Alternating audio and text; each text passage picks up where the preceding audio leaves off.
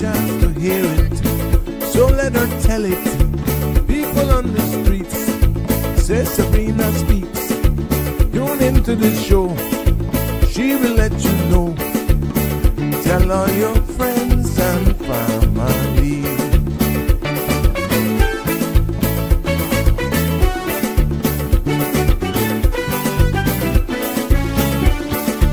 Real talk is no joke.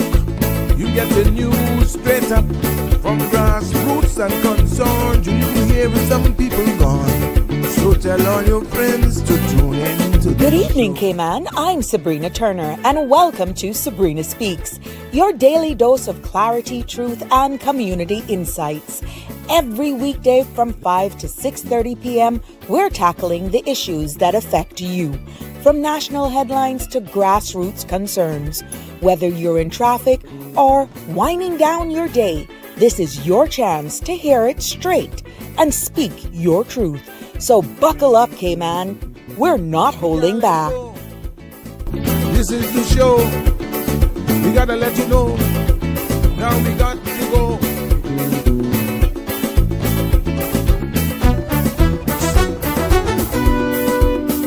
And now here's Sabrina.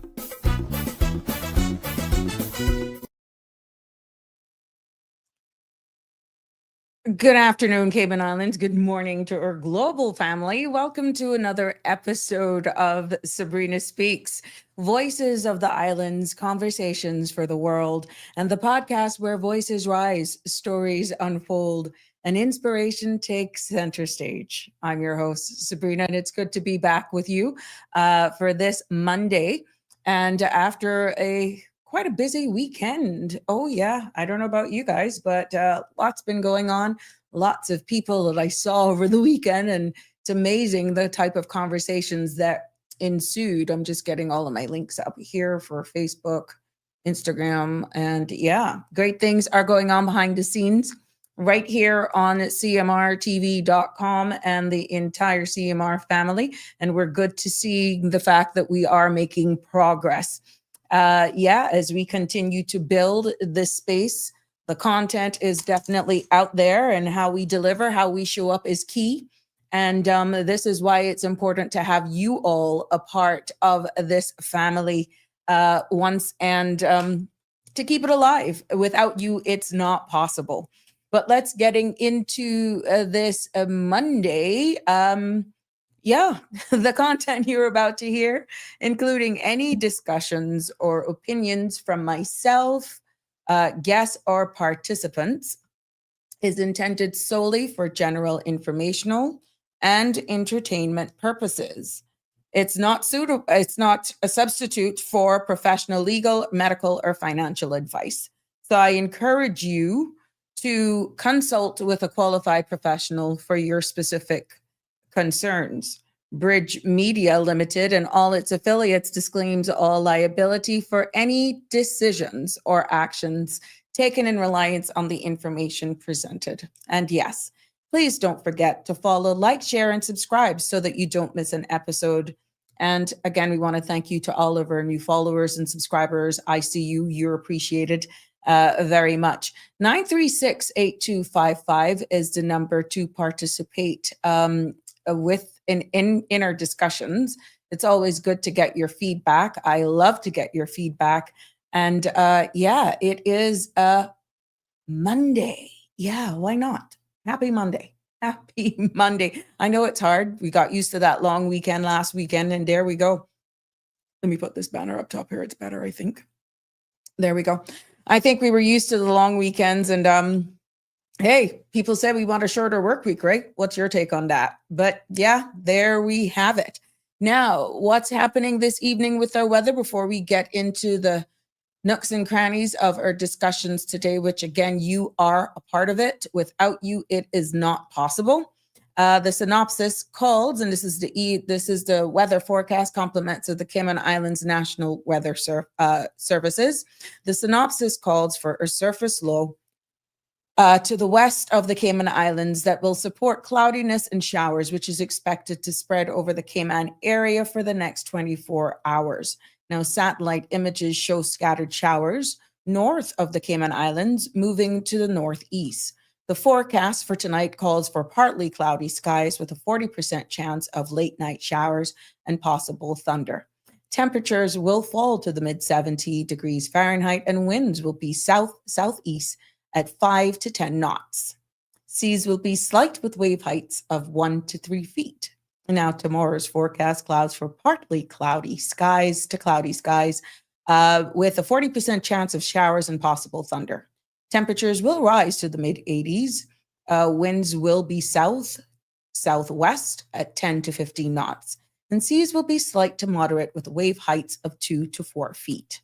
Now for the tides, today high tide will be at 7:37. Tomorrow a low tide will be at 2:10 a.m. and another high is expected at 9:05 a.m. in the morning. Sunset this evening will be at 5:45. Yeah, it's setting much earlier and it's getting darker much earlier. And sunrise is at 6:35 tomorrow morning. Now, the outlook for the weather is for a decrease in cloudiness and showers from Tuesday evening as the low moves west of the Cayman area and weakens moderate to easterly winds and moderate seas are expected by Wednesday morning as a high pressure system is expected to build over the southeast United States. Well, you know, it's that time of the year when we get those nice cool breezes blowing in, and you do feel a difference in the temperature given the heat that we've had all summer. And yeah, it's just we welcome any breath of fresh air, literally, when it comes to our temperatures. But it's good to be back here with you this afternoon. Lots going on, and I've noticed in some headlines, and you may have heard a lot of times of speaking here on this space about, we talk about the digital ID here in the Cayman Islands, but it's no change either with what is happening in the United Kingdom. As media has it now, that's mandating now for persons to have a digital ID in order to be gainfully employed in the United Kingdom. We'll delve into that a little bit and putting it into our perspective here. I know that's going to dazzle the ears of more than likely Denny Warren. And Finance Committee continues today and post the report or the statement that was read out by the chairman of Finance Committee, the Honorable Ralston Anglin, which I was able to share some of it that was just delivering on Friday. Now, what that has done over the weekend, it has sparked a lot of conversation. Some is like, yay, it's about time. And then others are like, whoa, it's a lot. So it's not for me really to, I'm here delivering it to you. I am more than happy to, and I'll be sharing some of the conversations that even ensued today with some of the concerns from Caymanians that are a little bit concerned. And then you would notice if you were tuning live to Parliament earlier on today, you will see where the member from Georgetown Central made a statement in regards to how they feel that, and I'm paraphrasing, like there's some perception of disingenuous, like how things were being presented. It's not clear. It's not fair to the people. It's not even the structure in which these new fees are now, should they pass. And again, 11 members of the government, 8 members in the opposition. The chances of these things not being passed is slim to none because the government does have the number. But what I'm saying is, I want to delve into that, but your feedback is key. We've heard earlier on as well about reputational damage, what's happening into our space with these performers. That was a huge following this morning as well. Even those conversations ensued while I was out with the wind down of, or wind up closure of Pirates Week celebrations, Heritage Week, whatever we're going to call it. So there's a lot that has been going on, and we have to come together as Caymanians as we protect our reputation. We're seeing where the industry now, it's been obvious where some of the persons may have gained entry into the Cayman Islands and didn't have the necessary legal documents, let's say even to work. And how do you differentiate someone coming to the islands at the weekend that we had with all of the festivities and be able to figure out who is a genuine tourist versus who was flown in as friends of what is alleged the person putting on this show, and they were working as servers, bartenders. So it's a lot to be at hand. And I listened this morning, and the main reason why I bring some of these things up is because a lot of the discussions that we've had here, when it came to accountability, policing, and the enforcement arm of our operational arm of government, it's obvious. I've heard persons who've worked in the industry, persons who have been very active in the music association back in the day, that they were saying these breaches has actually lasted for a number of years. But again, it goes back to who's enforcing. And then I'm really hoping that the government sees what has happened, and the enablers to make these things happen, that it then gives the entire island a brand. Thank God the artists don't see the jurisdiction as a place that is questionable, but it's definitely left a bad taste in the mouth and in the mouths of these artists.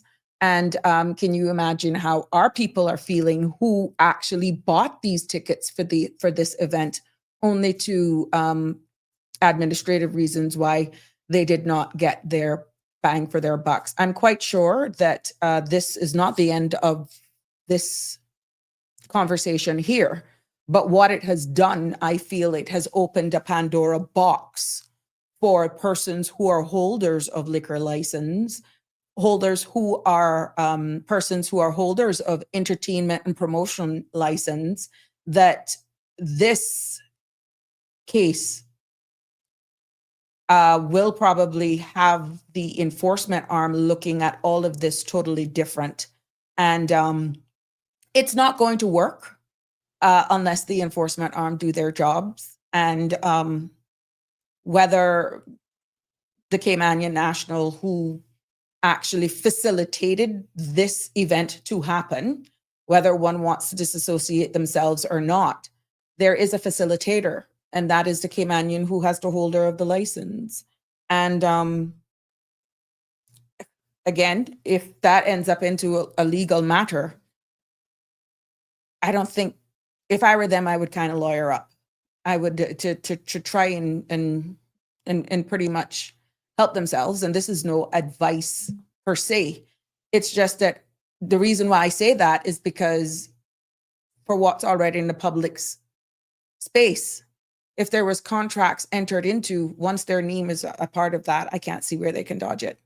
And if they were the enabler, meaning the license holder for this event to go on, liability is borne on them as well. So it's going to be interesting. Can't get into the nooks and crannies with it. Everything is speculative right now, besides what's in the public's domain is definitely trending. It's worldwide, because when you impact artists like this with the respect that a lot of those artists actually have globally, and the following that they do have, I think sometimes we just look at the end prize for not looking at from the professional side in understanding the liabilities, which goes back to even other conversations that we've had here when you take out work permits, not understanding the liabilities that you take on when you apply for a work permit and the work permit is granted, the responsibility that comes with that approval. It's the same responsibility that comes when you host these events and that sort of stuff. Unfortunately, the one that's usually left holding the bag is the Caymanian connection to the event in this case. So it's going to be a little interesting how this one plays out. They better pray to God that the artists don't actually go ahead and challenge them, because it will be quite damning, unfortunately. And but it's definitely now have opened the door maybe of the seriousness of how these approvals can be or grants of license can be exploited. And I'm quite sure that that was not the intended purpose of one being granted any sorts of license, like a liquor license or a promotional license. That was never the intent of it. And if there was not clear with the terms and conditions of those approvals, I'm sure this particular incident will definitely show light on it. So these are the risks that you take, unfortunately, when promotions like this are happening. The lineup was great, though. I did question why was it happening on the same weekend as our national event, but I said, you know what? People have choice, but I thought it wasn't a good taste anyhow for it to have happened on our weekend. But kudos to them for that's the risk that they want to take.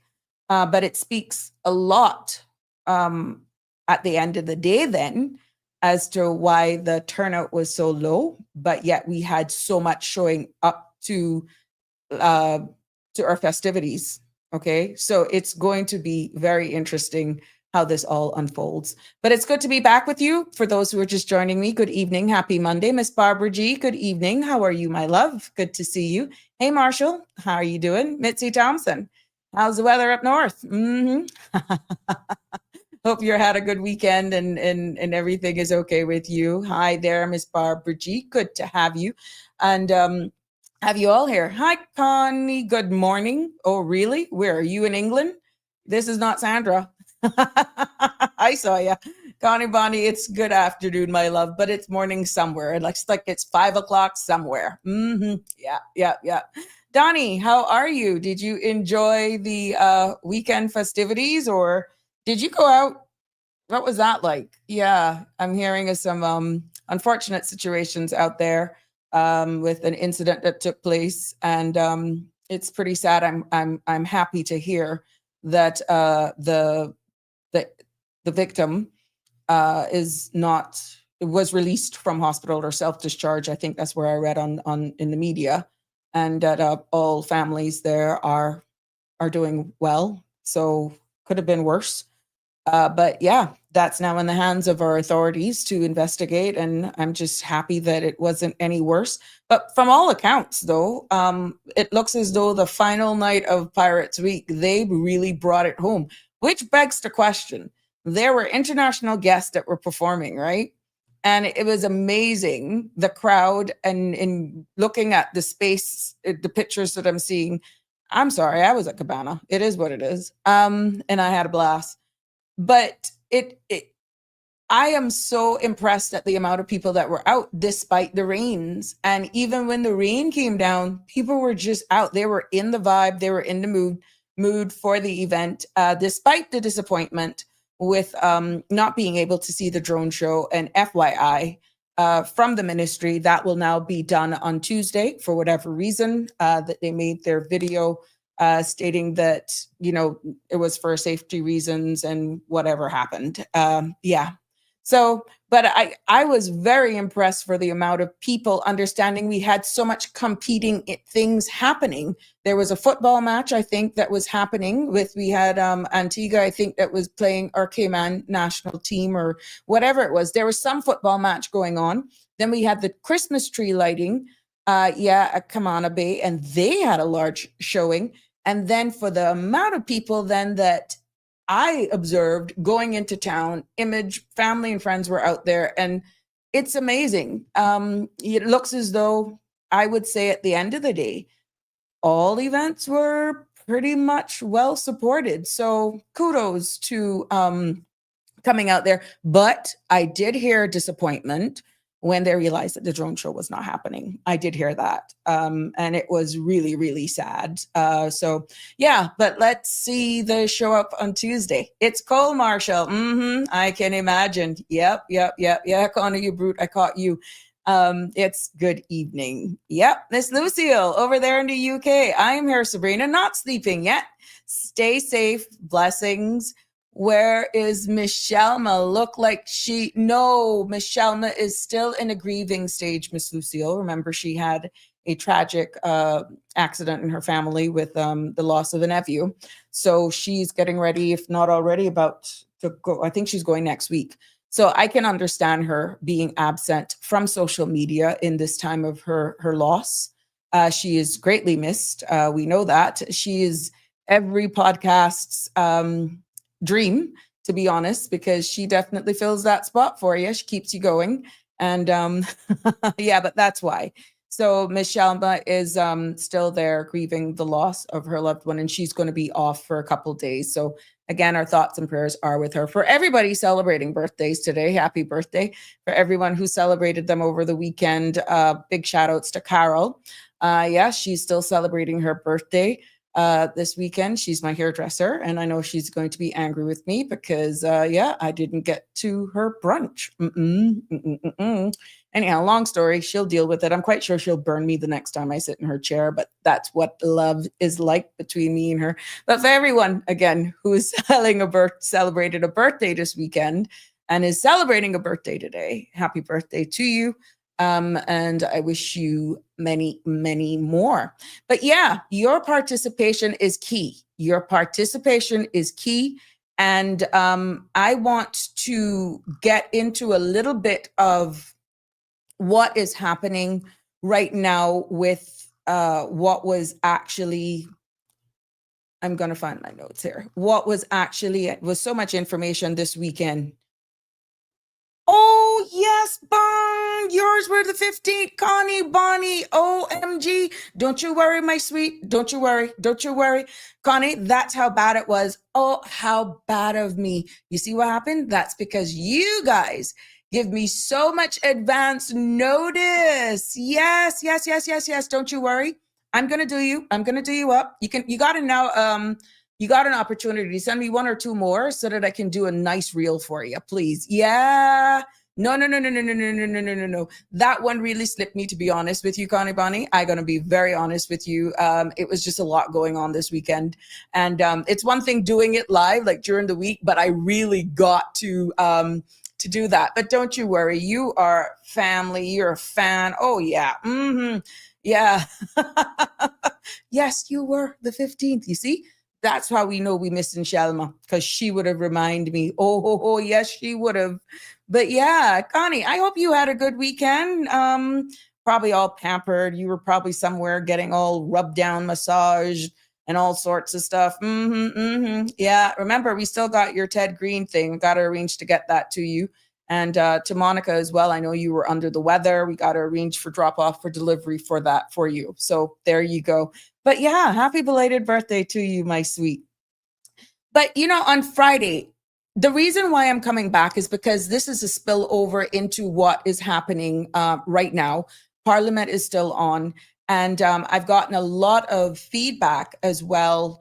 Some a little concerned. Some are still somewhat in shock that it feels as though the country, I wouldn't use the word consulted, because in this space, you really have to do a lot of listening. And even though I will listen to the parliamentary sessions, and in this case now in Finance Committee, the key is to listen to people when they're actually explaining. They call you up and they're like, oh my God, you can hear panic and yeah, rub down some money at work. Oh, okay. Well, you know what? I'll take that conversation off air for you. I got some ideas for you. But yeah, a lot of persons called even today, just before the show. I was having some conversation with a number of individuals, regular citizens, small business owners, and all I could actually say in many cases, acknowledge their concerns, and to say that not the average Caymanian will not be impacted. I think to dispel that fear or to calm that fear, the government, Honorable Ralston Anglin, may have some more explaining to do. Because again, I guess because everything happened when it did on Friday, and pretty much all of these fees, the opposition is insisting that if things were handled different, and it's okay if you want to try a different style of how you're going to run Finance Committee, where let's say the House or how former administrations did it, they actually allowed ministers to do statements before as to let you know what's coming, what's going to be budgeted, like what outlines for each ministry is going to be done. After the premier stated, that the country will be hearing from each minister during the debate. The takeaway here is the debate. But then when the debate came, no one spoke.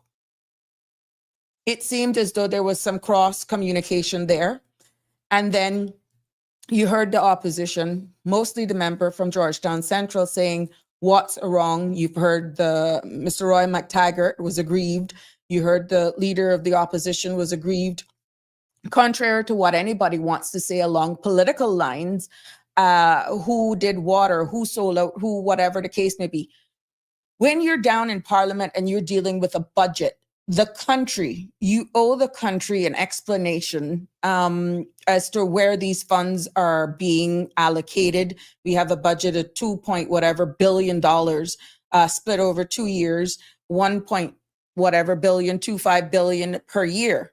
I think what I'm understanding from the members of the public that engaged with me and even the opposition, which only highlighted their concern, is that they felt that they needed to hear more from the government arm before, in detail, which, as explained by the chairman of Finance Committee, that in Finance Committee, this is where you dissect line by line, where every dime is allotted for, where it's going, and then it's up to the opposition then to ask their questions for justification during the Finance Committee, and then they will answer. It may have been for expedience that they changed the style of doing it, but then where does that leave you, the public, is where it comes in. Because even though when the budget was being debated and he tabled the budget, the details that is in this right now, the public, the opposition, you members of society only realize that in its true nitty-gritty form on Friday. Don't you, what I'm getting away from the conversations that were ensued is that even though it is split right now that we're taxing or targeting expatriates with higher fees that are proposed, these, in many cases, work permit submissions are paid for by Caymanian-owned businesses. Right to work applications, which is a right to be Caymanian, grounds of naturalization, grounds of marriage, is paid for by Caymanians. And when you're looking at curtailing frivolous or convenient marriages, it's not going to stop it. It's really not going to stop it. And then you're looking even at driver's license fees, again, targeting expatriates. Who is going to pay those? If I have a trucking company, I'm a Caymanian owner, I have a trucking company, and I know a lot of my young Caymanians who has a second trade, they have a full-time job, and they may have a trucking company to provide additional income, and they have to get a driver or drivers to truck, let's say aggregate or something. 90% the time that may be someone who's not Caymanian. The heighten in these fees more than likely then will be levied, if not shared equally in part by the Caymanian. So to just use a blanket statement to say that it will not impact or direct impact on the local market, that is only for certain sectors. And I feel, because I'm hearing this repeated since Friday, and people had to absorb it over the weekend, that they're not convinced that eventually it will not impact the local market. Straight up. Because when you look at it, filing fees for work permits, not to say that they're not justifiable, but in this current climate where people are being inflationary costs, the geopolitical climate, when you're looking at all of the different cost of living that is being increased, and then you're doing these across the board, indirectly it will actually trickle down to either more exploitation of foreign workers. I got a call today that says there's a lady right now working in a service industry, small business for a local bar. And unfortunately, the young lady is here, and out of 3 months, she has only been paid once. $250 every 2 weeks. And in 3 months, she's only received payment of once. And at the end of the day, the justification for it is because the employer is providing board, housing. That's not what is declared on the work permit. And what was actually threatened of the staff, mind you, ain't no Caymanian, let's say servers or bartenders going to go to hold those jobs, because at the end of the day, there are just certain jobs in the Cayman Islands, as it is all over the world, Caymanians will not do. Caymanians will not do it. They're not going to do it. But what it is happening is that right now, since Friday, in certain industries, certain sectors, there are some bosses that are saying, oh yeah, well, if these fees are going to come in effect come January 1st, I better do what I got to do. It's like they're already tightening the belts and the braces, and they're already breaching immigration laws by not paying salaries. And the trade-off is, you come here, you work for me, I'm going to put you up, shut up, I'll pay you. You live on tips. You live on tips. But the work permit says something else. Sabrina Speaks family, it's real. It is happening. It is happening as we speak. They're already adjusting their sails. And unfortunately, no, these persons are not going to report, because in these environments, they are still threatening that they have friends and family working in these departments, and nothing will come of it. What is actually being thrown at a lot of them is that you can't see we want immigration reform anyhow, that is mind-blowing to me, because the mere fact that you have expatriate workers working in your place of business, and I guess because they tolerate the bad behavior that you display to them as their employer, holding the work permit over their head. And obviously where these people are coming from, they would prefer to put up with that treatment than to actually go back to their home country, and they can't even report it. That speaks a lot of volumes of some of the unscrupulous behavior being exhibited by some of our employers. So what I'm saying is, it's real as to what's happening right now in some of these, whether or not you are supportive of some of these local bars or restaurants, whatever the case may be, because those liquor licenses, that fees that you saw me read out, that didn't have non-Caymanians. It had a liquor license and fees. It is what it is. Good evening, caller. You're live on Sabrina Speaks. How are you? Good evening. I am good. How are you? I'm You're on a roll. Yes, ma'am.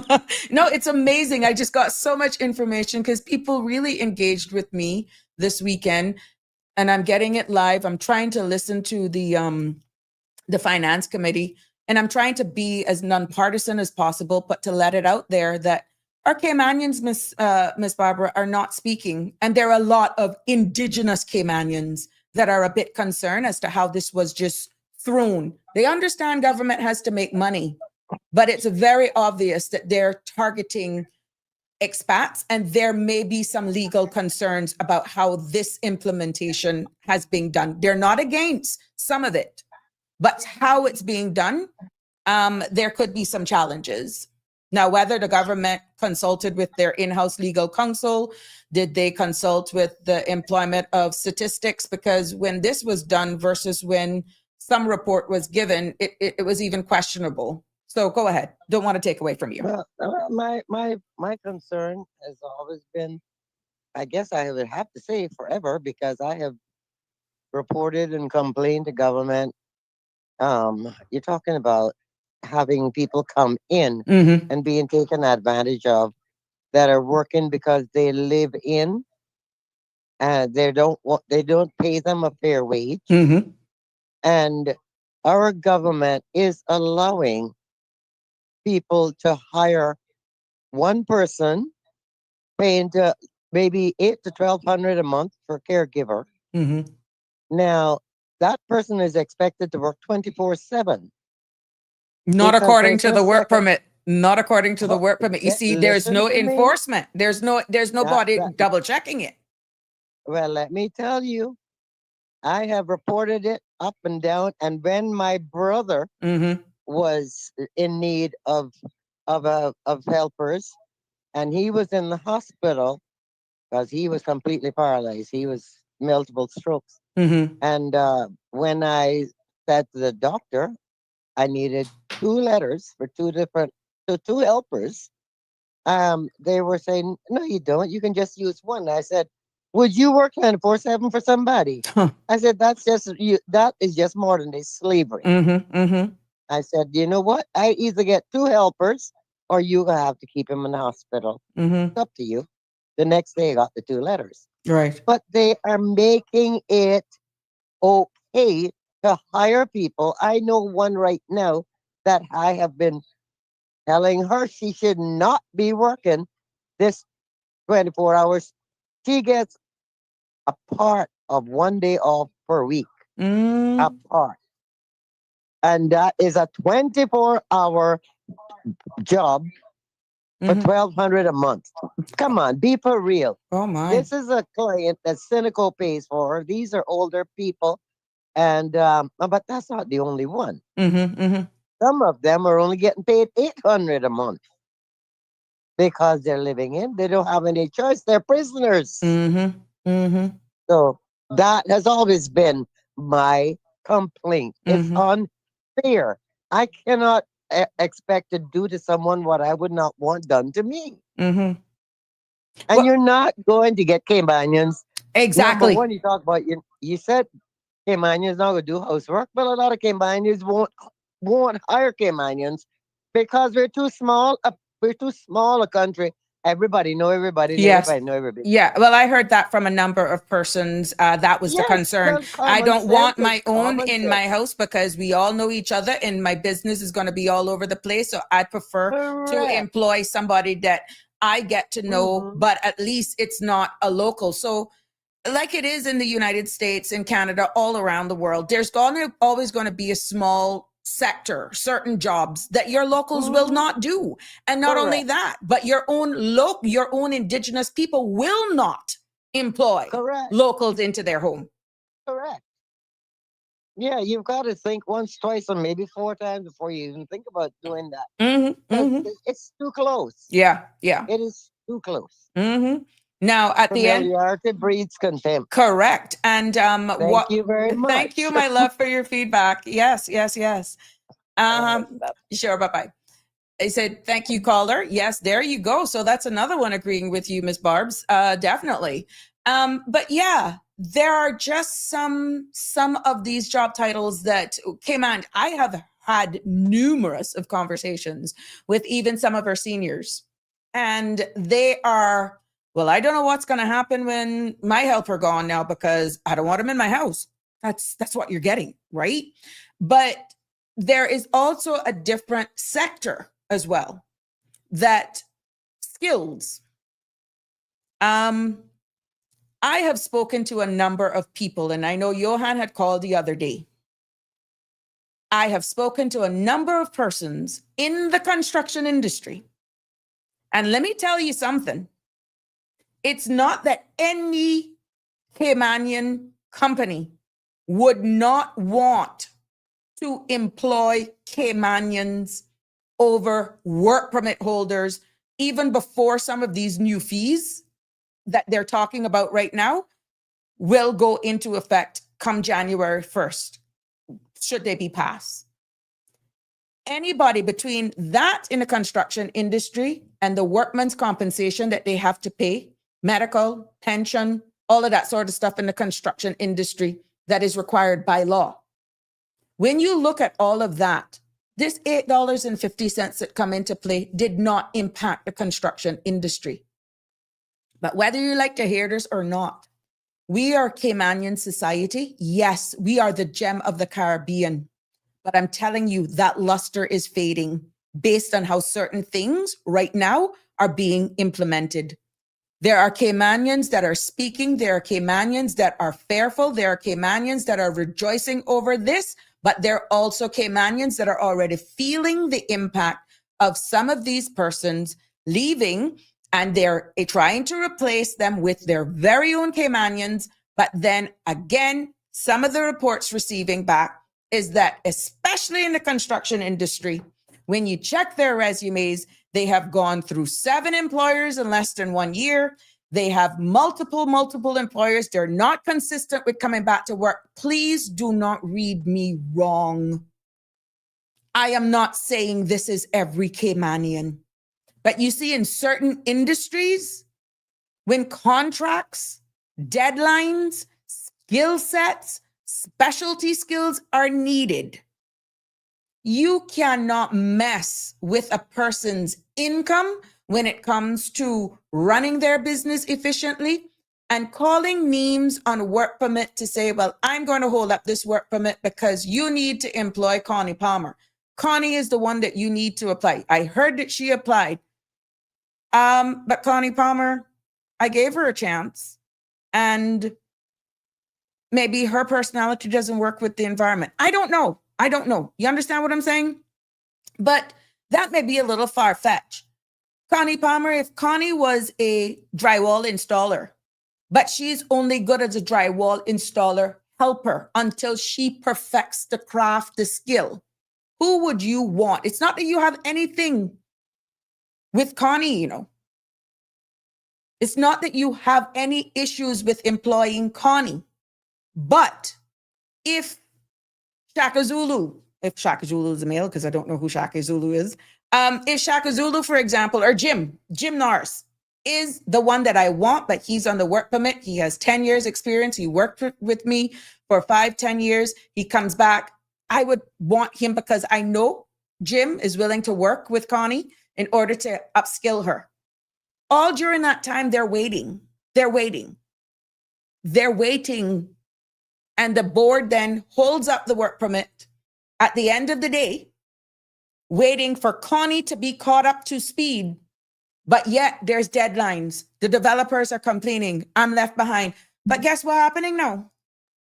You know how much, and I want my Caymanian contractors to start speaking to these members of government, because you cannot remain quiet.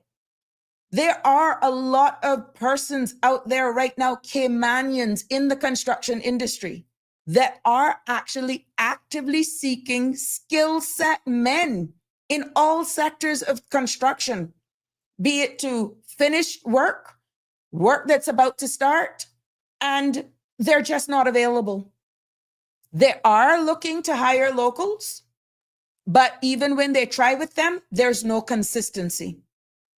I need the people in the industries. If you have groups, I think there's a construction association thing. You guys may actually need to speak to them. There's a Chamber of Commerce. You all need to start speaking to these organizations, because right now you may be fearful of losing a contract, but at the end of the day, if the skill sets are not here, we do not have sufficient locals that can do these jobs at pace, that you then end up getting a lawsuit or worse, just don't have the manpower to finish it on time.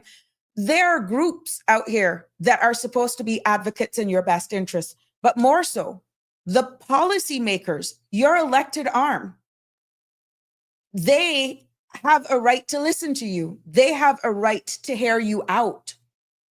Now, that's only access to the skill set. They, on Friday, then had to absorb all of the different fees now that are being imposed on them. Government has to make revenue. We agree that. But the whole immigration reform in the first place was to really cut back on work permits. But yet there's a number forecasted on how much work permit fees revenues will bring into the government, which is millions. Guys, I feel that on your behalf, as members of civil society, that the chairman needs to do some sort of explanation to calm you, and then just make it, I guess, in time, you will see whether or not this is going to work. But I heard a question being asked on the floor of Parliament, whether or not, the necessary persons were consulted about, especially when it came to the driver's license for expatriates, whether or not that was even legal from the Attorney General perspective. Those questions were asking who is guiding this government to do that. But they do have in-house legal counsel. I am telling you, this is not an expat Caymanian thing. This is going to impact every one of us here, directly and indirectly. Now, to tell you, remember last week, I said numerous times, it's hard. Yes, it is, Connie. It is hard running a country, making sure that your jurisdiction remains attractive enough that it's creating an environment that persons would want to come and do business. But you see, when your people are left out, you see, when the very same people, because we cannot deny that this country depends a lot on imported labor. That has not been disagreed by even on the floor of Parliament. They may not have said it in the same words, but even the elected arm agrees with that. But yet, if those are the ones we're exploiting, and even some of the employers, they are rejoicing that it almost looks as though with certain things being implemented, they're tightening the nooses around the very same expats that are running their businesses. Tell me what's wrong with this picture. They are deserving of being treated like human beings. You heard the caller said some of these people are working 24 hours with half a day off. That is in breach of labor laws. Can you imagine? Let's say all people realize where we're going, and they said, you know what? We're not coming back here. We're going to leave. I'm quite sure a number of you would say, well, go. We will just get somebody else. Really? Hold on. Make that happen in masses. Make it happen in masses, and it's your loved one. Even the work permit fees, the filing fees, some of those people have work permit holders as caregivers that are not through Synacor or DAF. The filing fees alone, that additional $150, could be the difference in them keeping on their lights. We have an aging society, even in our sister islands. But if there's no discussions, whatever, Houston, we have a problem. Good evening, caller. You're live on Sabrina Speaks. What's on your mind? Welcome to the show. Good evening. Here talking about construction, one of my passions. Oh, yeah. I recognize a voice, you brute. How are you? Yeah, not too bad, not too bad. Good. You see, the problem is, right? I'll tell you the truth. Mm-hmm. The problem is when a construction company hires somebody on work permit, right? Mm-hmm. They know how, first of all, they don't have enough job to keep them employed all year round. Right? That's number one. Right? I know that for a fact. Yeah. Right? Don't care which company out there. Okay. One person out there could probably hire somebody with permit is the top 10 construction companies that is way up there, and they don't do that because they subsidize most of their work, right? Correct. So the small man that got his little construction company, he go get somebody on permit, right? He got a little contract. That little contract the last 3 months or 6 months, right? Mm-hmm. He go get a permit out for a year. So the problem is that I gonna, when that contract is over, that man on that work permit can be freelancing. You see? That's the problem that they got control. If they would do more, what you call it, vetting when they're giving out these permits. Well, no, you only got one job, and it's a 3 month contract. But what if the contract get a 3 month permit? What if the contract, remember, they used to have say that it's longer than what it should be, knowing that it's only 3 months. Remember? No, but they got to show you that the immigration. This is what I'm saying. No, they got to show you that the immigration or present the document saying that they got this work to last for 6 months, Mhm. or they got a contract signed for 3 months or whatever. Mhm. So based on the permit that they gonna get, Mhm. because once they finish now a job, a 6 month contract what they had, that worker's gone free. They let the worker go free. Oh, I lend my worker to this, I lend my worker to that one. All that can't be done because what you're doing, you're messing up all the contractors out there now. They got job going on. Right. This man out there freelancing. Oh, I could do it for this, and then do substandard work and all that kind of stuff. Mhm. Or even if you don't do substandard work, you do it for less. Right. That's interfering with the job that a Caymanian could be doing. So that's the problem that I got. If you want to straighten this thing up, the only how that you're gonna get this thing straightened up is if you don't give no permits for residential construction over 3,000 square feet. Anything under 3,000 square feet, Mhm. you're not getting no work permit on the job. Only on them big jobs, them 10-story buildings and things what a building, they could get people on permit. But anything under 3,000 permit, under 3,000 Square feet. square feet, they shouldn't have no permit. All that should be for Caymanians only. But what The young- happens? The young people that leave in school and stuff, that they want to get into it and do it. But do I you think? appreciate because I got plenty of workers that come. Go ahead. Do you think then that because we lack the skill sets, and I see Damian Henry commenting about the cry for trade schools and all that sort of stuff. I understand your approach. Okay. I hear what you said. But then what happens then to all of the small construction companies out there if they're only limited or barred from getting work permit when we've already identified and confirmed that we do not have adequately available Caymanians in order to fill these roles with the necessary skill sets that would give you quality and not compromise the quality of work? So what's your thought on that? Slowly they're gonna have to get into using Caymanian workers.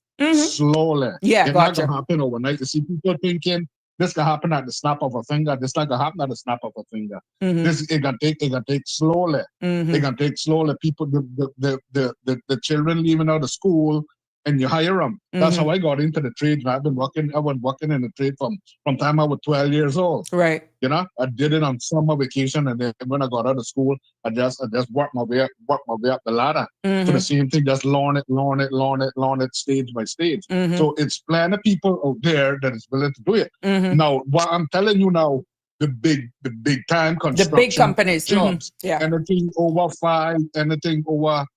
3,000 square feet, they're allowed to use people on work permit if they want. But anything under 3,000 square feet, if you're doing a building under 3,000 square feet, it's not supposed to be neither foreign worker there. But then at the end of the day, they in turn are subcontracting to some of the smaller ones. No, but you could find help. You could find Caymanian workers to work into that. You see, the Caymanians don't want to work on them big job sites. Oh. They would prefer residential buildings and stuff. A Caymanian, he want his own business. Gotcha. He don't want to work for nobody. Understood. You see what I'm saying? And that's fair. The kind of thing That's fair. We got to keep on making space. We got to keep on making space for them. Some of the people that got retired, they're not retired. They're still in it, and they're getting people on work permit, and they just got a business license. They're supposed to be retired. You know, but that's how the system is. Okay, they want to continue to make a living even beyond retirement age. Well, okay, use Caymanians, train Caymanians, make it. You got to force their hand. You know, this is what I'm talking about. In some instance, you got to force their hand to use it. Tell them, well, all right, and I can't find no Caymanian. I hope we're gonna cut it down. It sounds drastic. I bet you then they'll find Caymanians. But I use this Caymanians. I not gonna problem finding Caymanians. Right. If I hire one and do one on a job this week, next week he don't come again. He go and work with somebody else. Well, I find another one to work. I'm not gonna control over that. Right. You're not gonna control Because over it's that. freedom of movement You of know, then- Caymanians, yeah. But exactly. what do you It ain't enough for work, but then they're coming up, and we gotta break them into the system that they go into that field. You Well, know, anything over 3,000 square feet, you don't get no bottom from on work permit. well, I You know? think It could be done. It could be done. not disagreeing with you. I just feel that you guys in the construction industry, and there's a comment on the thing. What if kids don't want to do that kind of work? What happen if? But right now we're focusing on the construction industry, right? Because that's where a lot of the conversations are being had. And I'm happy, caller, that you can put a different light on this in that industry, because what you're hearing is that good for you, you finding the Caymanians, but some of the employers are saying even if they find them, they don't stay. And like what we agreed, we acknowledge the freedom of movement. But what happens when a company is looking for stability, at least to finish a project or a contract? What happens to those type of persons, caller? Take them out of school and train them. Get a bunch of young thing. I mean, you okay. This is something else that the government could do. I suggested this too. Right? If they want to listen, the government. Nobody got doing it, but they're not doing it because of other reasons. Okay, don't get permit for laborers in the construction field. You see what I'm saying? Yeah.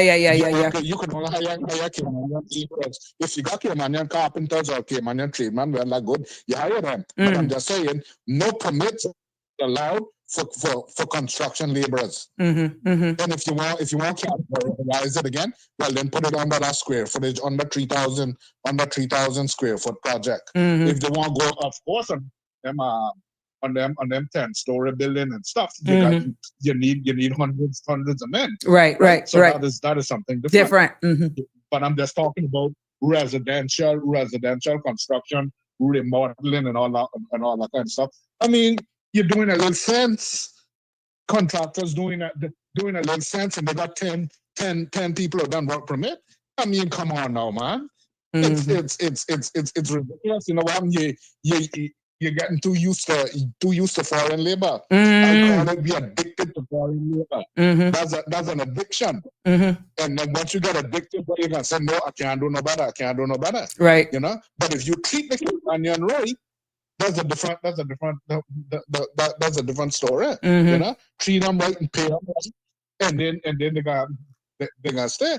The youths that is in school who want to get into construction, they get into construction. But the thing is, make it available for them. Right now, we're not available. Them the young boys and things, they don't want to go out and work with no foreigners. They want to work with their own people. But I tell you the truth, they just come out fresh out of the other like them in community college and things. They don't want to go on job site with the senior foreigners. That's the truth. Okay. You know? So if they were on a job site with more Caymanians they would get into the trade more. You know, they're not allowing them. They're not teaching them when them young boys go on the site thing. They're not teaching them. You know, that's the thing. They don't feel welcome. They don't feel appreciated. You got a certain management skill and all that to let the workers feel welcome. You know, all that you got to do is half of these employers that just got business license in construction. They're not worrying about that. I just make me my money. That's it. You know, it goes beyond that. You know, so that's what I got to say. But what do you say then about the driver's license fees then that is increased for those non-Caymanians? I mean, let's say you have somebody, let's say you got a trucking company, right? And you can only drive one vehicle at a time. How much of our own is we know that a lot of those drivers are not from here. If they're not married to Caymanians, they're someone that helps you drive those because of the tonnage. That fee more than likely will be passed on to the Caymanian small business owner. What's your take on that? Because some of these fees now are increased as well. The driver's license fees for heavy equipment and special vehicles for non-Caymanians. A 3-year license will increase from $120 to $750. Let them get Caymanians again. Okay. They could pick up the workers, keep them off of the road, keep them off the road. There'll be less traffic. Mm-hmm. Keep them off the road. Send out one bus with one Cayman driver to pick up all the workers in the morning, pick them up in the evening. Not strange. That happens in other countries. No, but I'm talking about like for those persons for the heavy equipment, for those drained, them aggregate workers.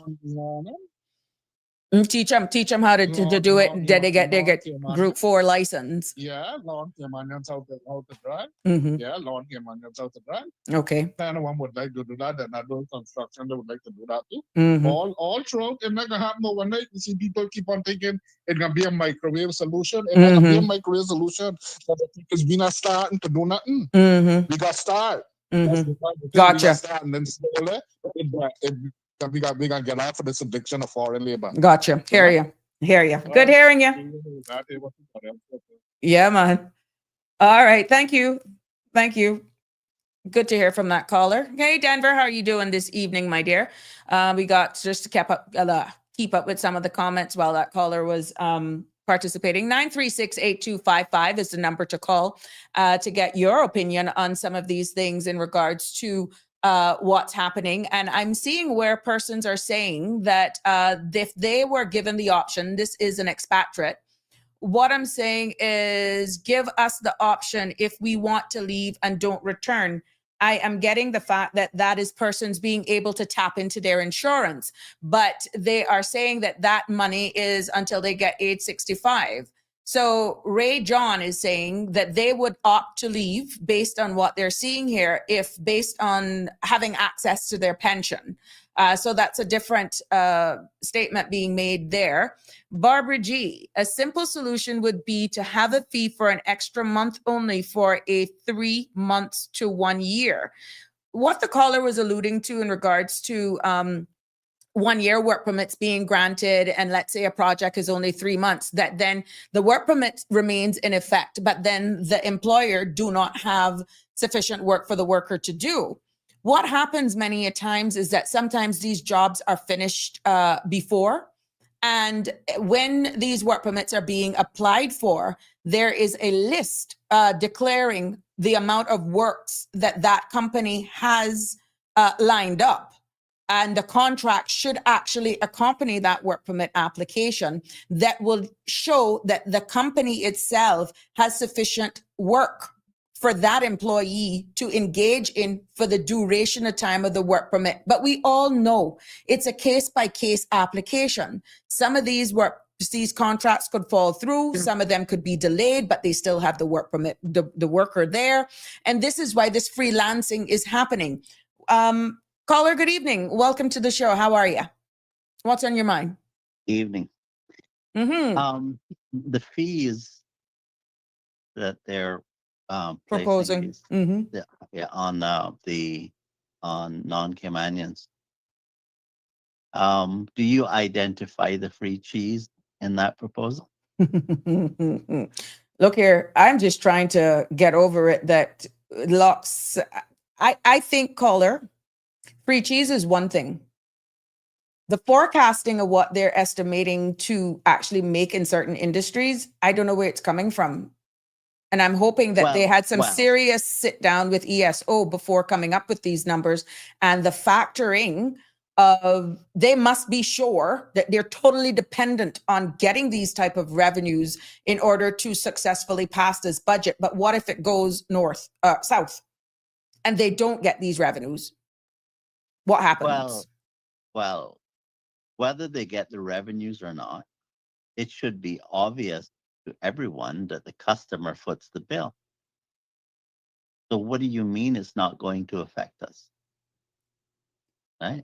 But that's what I'm saying. They're saying, no, Yes, it's not going to affect. They are assuring that the common citizen, domestic market is not going to be impacted. And I do not know. I think they're playing on our people's ignorance. And this is what we have been talking about on this space for so long.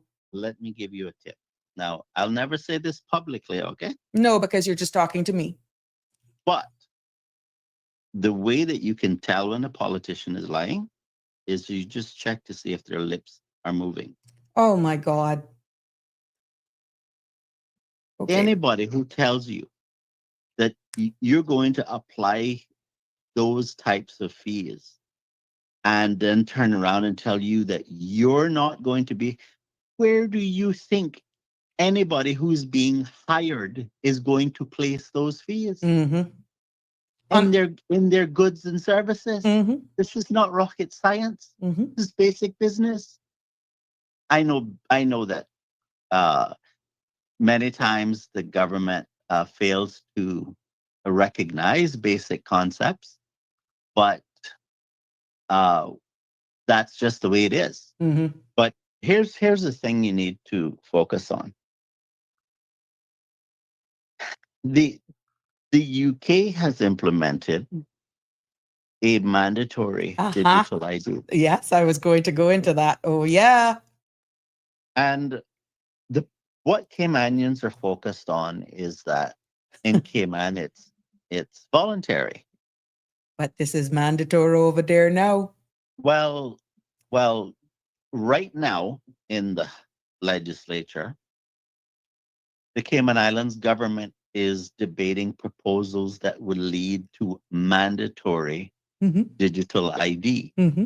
even if it's just called Mhm. voluntary. Mm-hmm. Mm-hmm. Because think about what it means when you have to go and pay one Yeah. of these fees. Correct.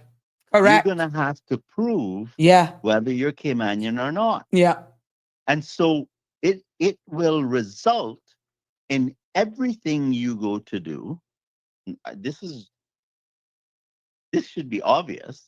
It's going to result in everything you doing requiring you to associate an ID with it. Mm-hmm. Mm-hmm. Now, this isn't all that they have planned for us. You wait until they get to start to implement policies that deal with climate. All right. Let me give you an example what a climate policy is. You want to go on a trip to the US or somewhere else. Well, aircraft travel is considered to be one of the dirtiest ways, that in shipping, Mm-hmm. which is your cruise ships, one of the dirtiest ways of traveling, according to them. And they want to clamp down on that. And so, depending on how many times for the year you wish to fly, when you pull out your card to buy the ticket, you Mhm. might hear, well, you've exceeded your carbon limit. Yeah. Carbon footprint. Mm-hmm. And so we can't allow this transaction to occur. You wait until those types of transactions start to happen. Danny, you're too far. You're just going too far. That will never happen because that's not what we're told. Anybody who tells you something other than what I just told you is lying to you. Now, it may take you longer a while to understand that what I'm saying is what their plans are. But when you get the refusal, the first person that's going to pop into your mind is me. As I told you, Mm-hmm. their plans for us, this is not just Cayman. What the Cayman Islands is doing is plugging into an international system of absolute control. If that's the kind of life that you want, go ahead and you sign up. But if it is not the kind of life that you want, I recommend strongly that you find the courage to open your mouth Mm-hmm. and tell your politician to stop. This is not a joke. When the UK Prime Minister says you will not be able to work, they intend to fulfill that. Mm-hmm. Understand that that threatens the most basic human right of all, which is the right to life. Mm-hmm. Because if you can't work, how are you going to feed your children? Mm-hmm. How are you going to feed yourself? What they're essentially doing is they're saying, we're going to put a condition on a right next to your right to life. And the reason why they do it this way is because it's complex enough that the average person will get confused or Mhm. might not believe what's being told to them. That's just scaremongering, whatever, Yeah, whatever. yeah. But remember, that's how free cheese and a rat trap work. Hmm. The homeowner doesn't come chasing the rat with a broom. What they do is they quietly put some free cheese on a mechanical device Hmm. that breaks their neck. Well, I know one thing for sure. What is being pushed right now, and I think that's what has the UK people up in arms, is because what has been sold to them is that it is going to lessen paperwork. It's going to, make delays in providing you, delays are going to be limited, and no more piles of paperwork to do. And it just sounds convenient for ease of life, right? But then Well, when you look by 2029, they won't be able to get a job without it yet. They're like, it's no, that's not true. That's not true. well, uh, for those who are old enough to remember, we were promised that computers Yeah. will will do away with the cutting down too many trees by cutting down on paperwork. Hmm. How's that worked out for you? There you go. Only now you got more paper. But I mean, when you're looking at it, and I'm hearing more and more internationally that critics are warning that this is a slippery slope with how it's being enforced or pressed on the British people. And the reason why it really rung bells to me is because, yes, you did pop into my mind. I said, Denny has been sounding these alarms for as long as I can remember. You have definitely come on this space, and you have spoken about it loudly. We have looked at the Constitution. We have pretty much tried to ventilate it as much as we can. But at the end of the day, it boils down to exactly what you said just now. How long can you remain silent? Go and speak to your politicians. But then, if looking at these fees that are now being imposed on us and saying this is not going to impact us, and you're looking right in the face, and anyone who is awake will see it will have a direct impact on us, understanding it is born on the seed of good with reform. It's how it was done by perception is where I'm thinking the people are losing faith in In what in they're hearing. in some fairness to the current government, Yeah. the previous government put us in a much less desirable financial position by spending at the last moment a tremendous amount of money. Mm-hmm. For example, a school Mm-hmm. Which that signed, I'm sealed, not and delivered. You couldn't back out of yeah, that. yeah, yeah, but you see, what I'm saying is that we are we're this is the consequence of those types of reckless behaviors. Which speaks a lot of the individuals that we're electing to political office.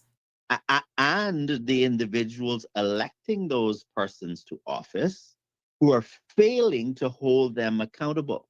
Because But they're fearful that they will not get the contracts, that they will not get on a board. And, oh, they don't want to be a Danny. They don't want to be a Sabrina. Because if they speak out, then they'll be blackballed. they're going to find out the hard way, right? Just like the gazelle that's being strangled by the python. Mm-hmm. I dare you to breathe out, okay? Mm-hmm. Because it's Because just when going you to get breathe out, tighter. you won't be able to take another breath, and that's what's going to happen. But I want to talk about one more thing with this digital ID. Go ahead. This is the infrastructure for the mark of the beast. In the book of Revelations, it talks about three elements. One is the right, you won't be able to buy or sell without it. That's what's happening right now. It's a mark on your forehead, which I believe speaks to a belief system that you subscribe to. In your mind, And perception. and and it's a mark in your right hand. Okay? The current government is on record as saying that they want to make it mandatory. And you need to appreciate that this is not just a card for the Cayman Islands. This is a card that is globally unique. It subscribes to standards that meet that satisfies the global goal. Mm-hmm. People outside of the Cayman Islands will be able to track and control you in ways that they see fit. Even if the local government themselves, let's say, get converted, get saved, repent of their sins, and decide not to control us at all, even if they don't, the infrastructure will be there for the world to control us as they see fit. But then, as a British overseas territory, we often follow the UK's We lead. do not, yes, but following is a choice. Gotcha. We have a separate legal system Mm-hmm. because we can do things differently. Mm-hmm. All right. Just because the world wants to jump off a cliff doesn't mean we have to follow. In fact, my argument is if you don't follow, you'll make Cayman even more of a paradise. But in that situation, I suggest you have good immigration policy Uh-huh. because everybody's going to want to be here. Yeah. Yeah. Right. But what you have to appreciate about the mark of the beast, whether you believe in God or not, this is a choice you're going to have to make for yourself. When the system is implemented and the beast begins his whatever the philosophy is that he's going to do, okay? Mm-hmm. If you accept that, you write yourself off when it comes to heaven. Okay? I'm not saying that the Cayman Islands government is the beast. I'm saying that they're putting in the infrastructure that the beast will use. For the first time in the history of the world, there is a mechanism. It is practical. It is efficient. It requires not as much effort as you might think Mm-hmm. to literally control the entire world. And you know what AI really and truly is seeking to do? What? To replace the entity we call God.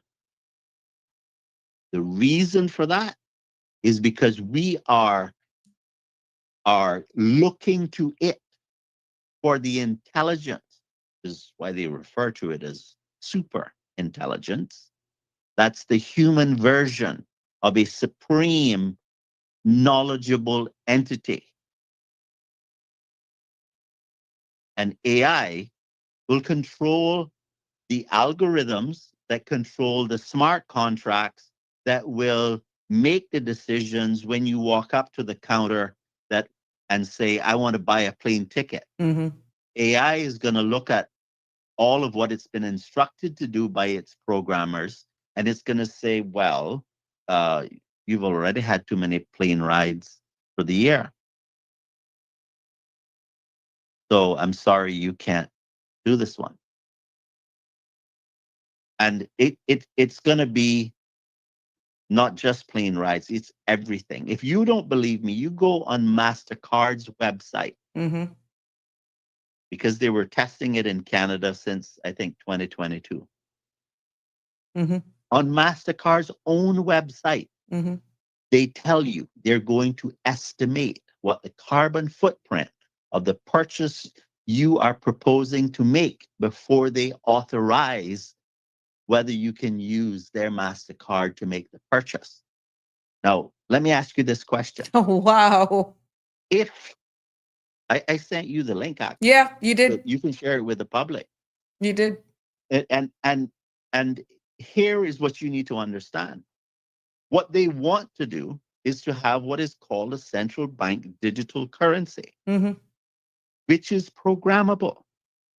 They want to do away with cash. I went to an agency of government today and they said, we don't accept cash. Now, Where? I Here? thought, yes, in the Cayman Islands. Yes, the RCIPS. Okay. In other words, the Your 800 credit scores. the currency that the king says should be accepted. Mm-hmm. The king's servants are saying, no, we're not going to accept that. We require this to be digital. And let me tell you what's going to happen when it is all digital and they decline your MasterCard. How are you going to make the purchase? Mm-hmm. You're not. Because That's then you right. can't use cash. That's right. Because it's not going to And- be accepted. Right. And what happens when there's a glitch in the system and it's down? And oh, by the way, there's a major hurricane. Like what How happening much in of- Jamaica. How much of that digital currency will you be able to pull out of the bank Correct. and put in your pocket Correct. as a contingency to go down to the supermarket and get some food? Mm-hmm. You Mm-hmm. won't be able to do it. But Danny, And- how do you actually say, what do we have to do right now? Because it's what Call you're up your saying in MP, can't, call no, up your MP. you can't get and- them. Some people are saying All right. here on this space that you Go can't and get them. pound on their door and tell them you do not want it. Stop. That's what there is no other option. But remember, this is going to make life easier. This is going to make you transacting business, getting a police record, doing land transfers, just doing business throughout government agencies. It's going to just eliminate all of that.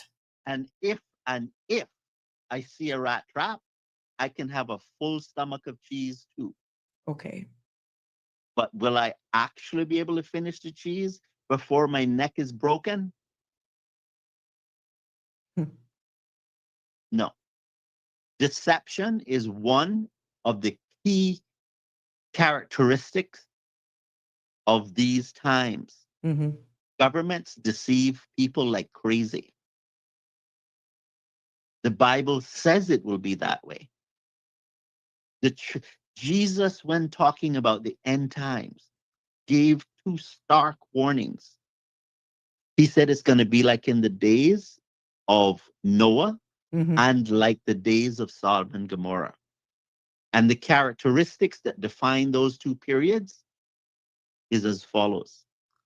In the case of Noah, Noah was preaching that it was going to rain for 125 Yeah. years. And then the flood came, but he In insisted. other words, there is this thing that's going to be said. No, he's saying that again. Oh, he's saying that Mhm. again. Oh, he's saying that again. But one day, you're not going to hear that anymore. Mm-hmm. But there'll be consequences. That's a characteristic that Jesus said you need to be careful of with the end times. And the other, which is Sodom and Gomorrah, he said, remember Lot's wife. Pillar of salt. And what happened to Lot's Listen. wife Mm-hmm. was that as she was leaving, she just turned around And look. and looked back in regret for what she was giving up. Now, God had said, don't look back. Mm-hmm. All she did was turn her head and look back, and that was it. What Mhm. Jesus said is that the terror that's going to fall on mankind in the end times Mm-hmm. is going to be so fast that if you just as much as turn your head to look back instead of running to the hills to save your life, Yeah. you will lose your life.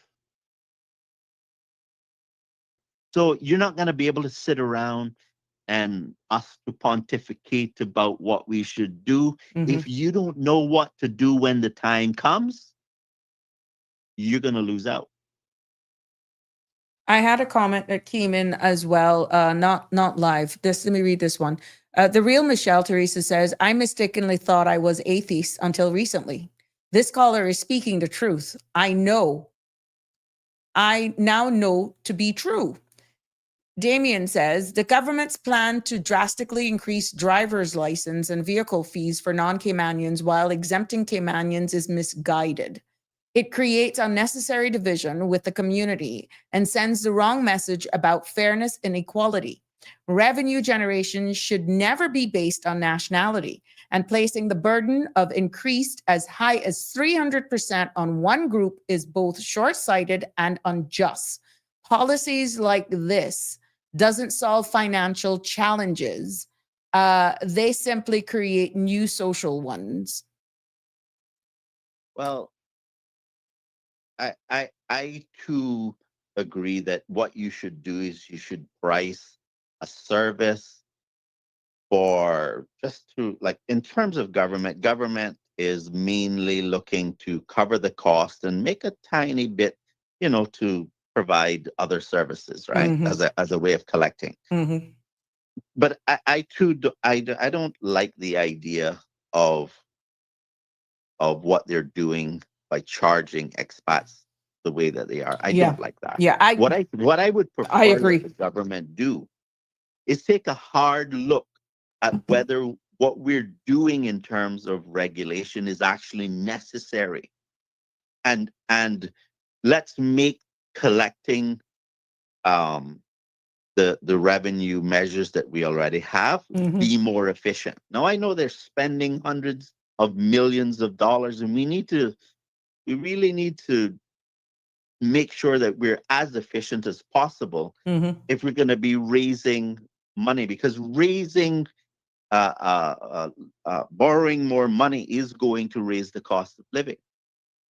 There's no two ways about that, because you have to pay interest, Mhm. right? I'm not suggesting that government should never borrow money. What Right. I'm suggesting is that instead of the default being let's raise fees, the default should be how can we be more efficient Alternate in what we're revenue doing? ideas, yeah, because you can look Because at even tourism diversification. That was another thing that I talked about here. Understanding that our economy is heavily dependent right now on financial and tourism as well, right? But you can also look at green finance sustainability, right?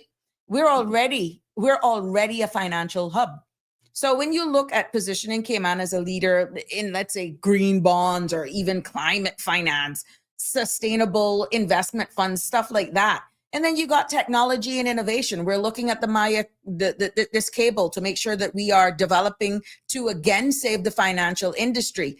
Develop like a hub for of fintech or something like that. We need to look at other areas that we can diversify our true. I'm not hearing that from what is being outlined. And then you got again education and training services. Look at here possibly being maybe a regional center in higher education. If we're all about financing and all that sort of stuff, or finance and banking, try to do that. Look at the healthcare infrastructure that we have here and all of the services that are being offered. Medical tourism. Looking at that even more closer to see maybe, well, what can we generate from all of these, where tuitions and all of that sort of stuff is coming from. So there's a number of things that we could possibly look at instead of just this gung-ho hard and fast that's really going to cause divide. I think we will have more breaches in immigration law. I think we will have more behaviors being unscrupulous by some of the employers. And if you do not get your enforcement arm upskilled and out there in their numbers, I'm sorry. The environment is going to become so toxic. And whether or not you're for or against expatriate workers, remember a lot of these expatriates that are working here right now are working for Caymanians. yep, and the customer foots the bill. Exactly. And so that that that has to be remembered. I mean, we should always be looking at how could we add new business to the country, right? But the point I want to make about government here Mm-hmm. is that instead of just of increasing the size and the cost of running. I could remember when Cayman's budget cost crossed 100 million. Mm-hmm. Okay. Mm-hmm. You know, I heard people gasp like, And wow, now we're speaking billion. billion, Billion. yeah, for the budget period, Yeah. right? So we need to really look at what we're spending to run this country. Because you have to realize that if the Cayman Islands was an aircraft, the cost of running government is labeled as drag, Mm-hmm. and planes can't fly well with too much drag. Mm-hmm. They crash. And we need to be careful we don't destroy the country because we don't have the courage to relook at how we're running the country and bringing the cost into a reasonable line. We're spending way too much money to run the country. Correct. But I mean, We it, need- it it looks good on paper because when you're seeing it, right, the revenue generation without, as they're saying, without direct taxation, really rising the cost on these work permits as a deterrent. But we've already understand or realized that in time, transitionary, as the first caller alluded to, let's train up the Caymanians. Let's stop giving work permits for any construction company. This is construction industry, for the record, that conversation ensued. No one should be granted work permits if they're going to be building something under 3,000 square feet. But when you look at the rising costs and the work permit fees, you look at what's being proposed, banking that they're saying is not going to pass it on to their customers, insurance, licensing, to avoid introducing income tax, however you call it, which Caymanians generally oppose, right?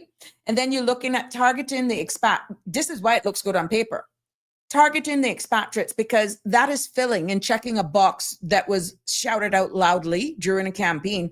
Politically, it will be easier to justify charging non-citizens more because that has been the mandate of the people on immigration reform.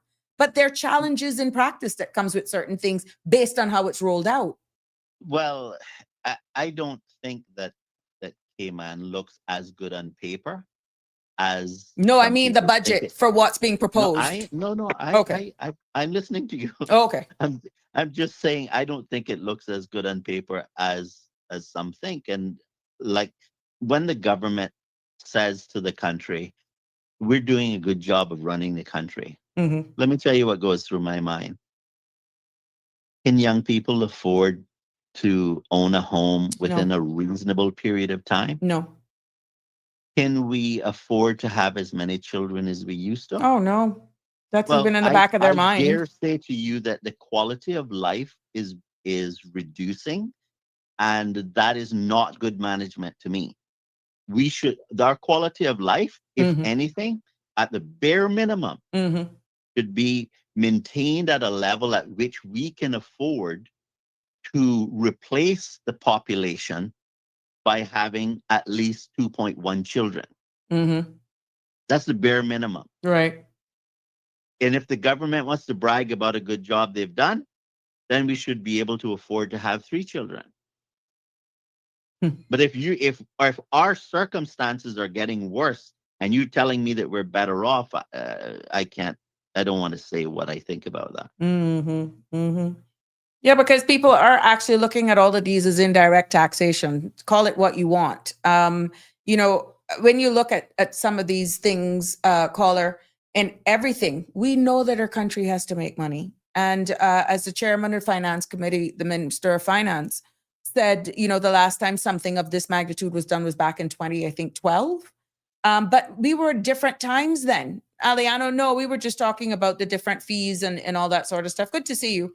That's what we're talking about. It moved from one thing to the other and how it's going to have an indirect impact on Caymanians, despite our elected leaders saying that it will not really impact the local market.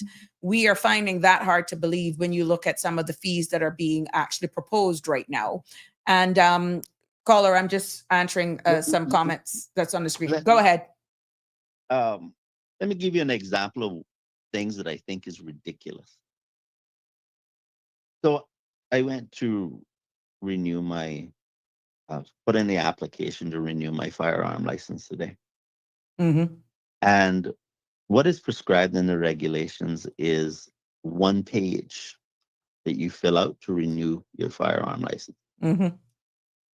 I had to submit 9 pages Well, what? because the police commissioner said so. Extra due Now, I diligence? think it's not, no, listen, there's two forms. One is Form A for an initial application. This is the first time. That's 4 pages long. That asks you a lot more questions, Mm-hmm. right? Now, when you're going to renew, you're eligible to use the Form F to renew because the purpose of the Form F is to make a declaration that there are no changes to the particulars of your Your situation. safekeeping and yeah. Mm-hmm. So everything is the same. So it's just like saying, yeah, everything is the same. But I have to provide 9 pages. Is that And 9 guess, digital pages or 9 pages as in a well, document? well, I'm glad you asked that question because I met with the police several years ago, and one of the suggestions I made is for us to be able to fill it out electronically and submit it electronically, including whatever attachments may be necessary, right? Well, they've made a digital form, but the digital form doesn't work. Oh God. I'll give you an example of one of the things that doesn't work. When I was probably 17 or 18, I can't remember. Maybe 18. I went to renew my driver's license. And when they came back with it, the driver's license had my father's name on it Mm. because they excluded the suffix junior. Ah. And I said, well, this is not my name. And they Mm-hmm. said, well, but we don't put suffix on the driver's license. I had to write the commissioner of police to get my proper name on my driver's license. Oh wow. Okay. All of these years later, I'm filling out a firearm application form, and there's no place to put a suffix on the form. So when I try to put the suffix at the end of my last name, Mm-hmm. it says that it has to be an alpha character. Mm. In other words, I can't put a Space. And there's numerous instances of that type of foolishness, including where I would put what the conditions are on the license. There's not enough space in the text box to hold the conditions of the license. Now, I've reported this to the police years ago. Mm-hmm. It's still there broken. And you can, if you manage somehow to submit an electronic one, there's no way to upload the attachments. That's just wrong coding. That's bad coding. That's easy. Well, it's not that the police doesn't know this, because I went out of my way to Mm-hmm. articulate exactly what was wrong Right. in exquisite detail. You know, like how I like to give too much information. Mm-hmm. That's why they limit you. Yeah. Well, they can't say they weren't told. And years later, it still isn't fixed. What that tells me is that we have a situation where they simply do not care. Now, they're Well, what if you're interested. the only one that's complaining?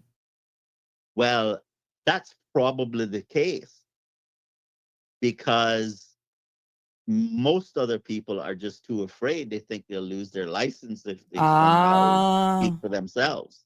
Oh my God. Which isn't really true. Yeah, but yeah, that's why I said, oh my God. Yeah. But so the police won't accept cash now, right? So how are you going to The pay? police are demanding all sorts of information that you would put on Form A, the initial application, when you're submitting Form F, the renewal application. The excess bureaucracy Mm-hmm. is absolutely incredibly stupid, because what they're doing is they're making the police department be less efficient, when the purpose of the form is to just simply say, yep, nothing has changed. Here are my basic Mm-hmm. name, address, phone number, whatever. But none of the other particulars have changed since Form F. Right. I mean, since Form A, I should say, sorry. So um, that's an example of how government does not work. And I can only imagine the other areas in which it's being done. Now, just for the sake of those who are just joining us, and thank you for everyone who are tuning in and commenting, your feedback is valuable. This is not here to beat up on the civil service. This is not here to beat up on the government. These are just comments that are being made, and it speaks volumes. And when you hear about a budget of I stand to be corrected, 2.5 billion 2.5 over the over the term. 2 year, over the term. These are things that shouldn't be. A commenter said 9 pages, that's half of a tree. And that's half a tree. And then there was another commenter earlier on saying that they're working in the legal firm in a legal world, and they're still printing things off in triplicate. Okay. But these are the things where you actually make these comments as constructive criticism, but the fear of being denied for whatever reasons of your license, or let's spread this across, even just commentary of why people are not reporting unscrupulous behaviors of employers because of fear. How are we going to help us? How are we? Yes. How are we helping ourselves? We're not helping ourselves. And, as I was listening to you before I called, talk about how, people are expected to work ridiculous hours and there's not enough enforcement. The question came to my mind is, who is reporting the offense? Yeah, that's it. Because if you don't even have enough understanding to understand the importance of why it needs to be reported, and then the courage to report it, how is it that you expect anything? There's no enforcement. Mm-hmm. And that's why then the unscrupulous behaviors continue. Exactly. Because the workers allow themselves to be exploited and they remain silent. That's right.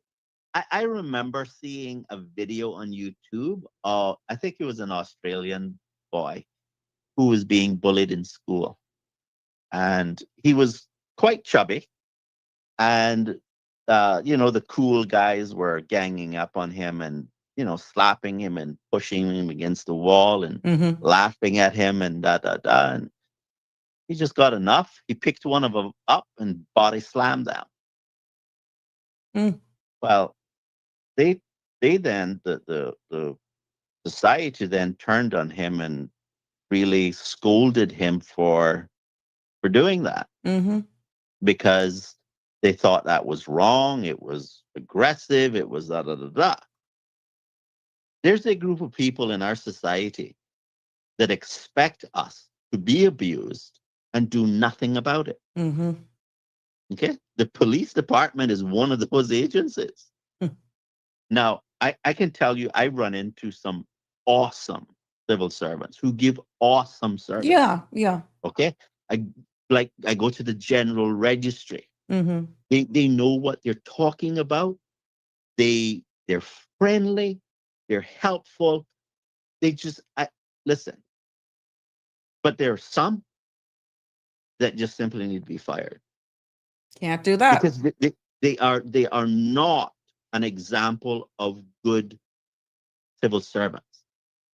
And we need, as a country, to look seriously at how we're running the country and whether we're doing things as efficient as we ought to be, and make the changes, because the cost is more than just the money. The cost is stressing people out in ways that are injuring their health, mentally and physically. Well, I mean, this budget that they're doing is every person Caymanian that is here, money, you know. Denny and somebody, Miss Yeah. Lucille say I must give you a kaboom. Very much. And what people are not realizing is that when the politicians, when the ministers actually approve this budget, what they're going to do is each minister, when you hear those big numbers, when the ministers now present their budget, they're going to be doing an opening statement, right? That could have been, I don't know how long this finance committee could go on for, but I can see them trying to change up the style of this finance committee, right?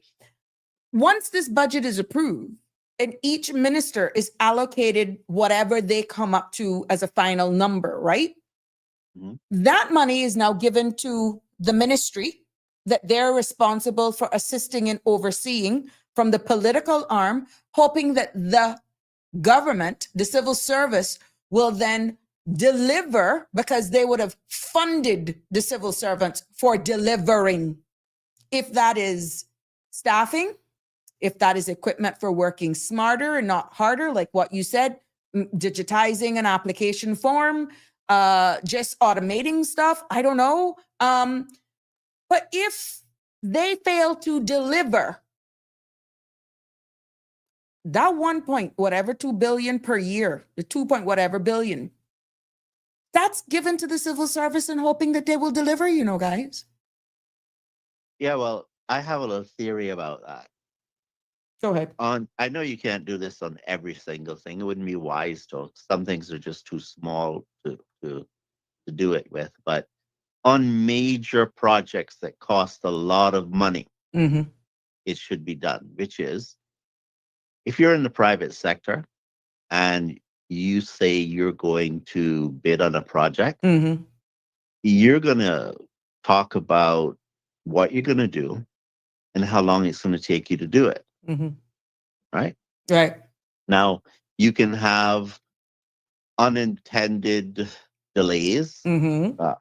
that could occur, Mm-hmm. but you have to uh, just accept that some of these things will happen. You have to give yourself a Yeah, little leeway. room for them, Mm-hmm. and you know, if somebody can show that something legitimately held them up, then it's reasonable to accept that the project will be a little late. But what is actually happening right now is that when politicians go to the House um, and and vote on the Appropriations Act, Mm-hmm. those major projects should require civil servants to be bound by a reasonable timeline to complete those major projects so that you don't have a repeat of what happened with a certain mental facility. Mm-hmm. Pontiana, Okay. call it. It is what it is. And so Save with the exception of COVID. right, because if you put that in the Appropriations Act, then they are bound to carry out what is in that act. Mm-hmm. It is not a time isn't being put in, which is why it could take forever. And people will think that it's the minister not doing it, but really and truly it's the civil servants not doing it on time. You're just That- you're just shattering the ceilings here this evening. Well, that one change might seem very minor, will give the legal room that you need to say to civil servants, well, look, this is a reasonable timeline. We've accounted for all of the things we could think about that could go wrong. And we've decided that this time frame is reasonable, so we need the project delivered in that time. If we give you the money, we want the work done. If the work isn't done, they would have to show, you know, the owner of the contractor died or whatever the reason was. Mm-hmm. Right? You have to explain why it wasn't done on time. But this open-ended thing that they can just take as long as they want, That needs to end in a heartbeat. But even if you get dates and you report back to the people as a minister, there's no way of the minister holding them accountable to those dates because they're not allowed to interfere with day-to-day operations. Well, And I know that's tongue in cheek, but that's a fact. And because the operational arm knows that little to no accountability can be exerted by the minister, then you're left at the mercies of their directors, or in this case, the deputy governor, to hold them accountable well, for deliverables. so you're telling me that the only entity in the country in which non-performance is acceptable is in government, and that there should be no consequences for poor performance. None at all. But there should be rewards for good performance. We need to stop thinking that foolishness, because we cannot have a situation where you give people hundreds of millions of dollars and there is no accountability. And do you know that? Do you know that the reason why they get away with that is because we allow it? We, as in the We civil as in- society? Yes, we as a whole, we shape what goes into the Constitution. Okay, and I know that you have the UK element, but I would like to hear the UK argue no, civil servants should be allowed to just take as long as they feel like to get it done. That's okay. I would like to hear the UK argue that position.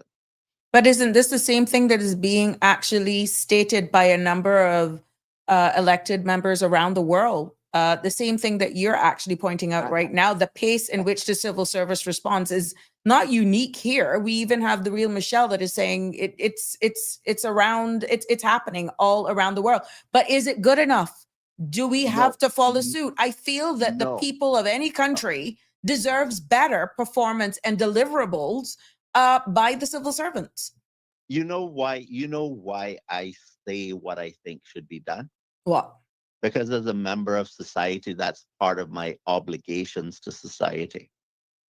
I feel that if I think something should be done differently, I should say so. Mm-hmm.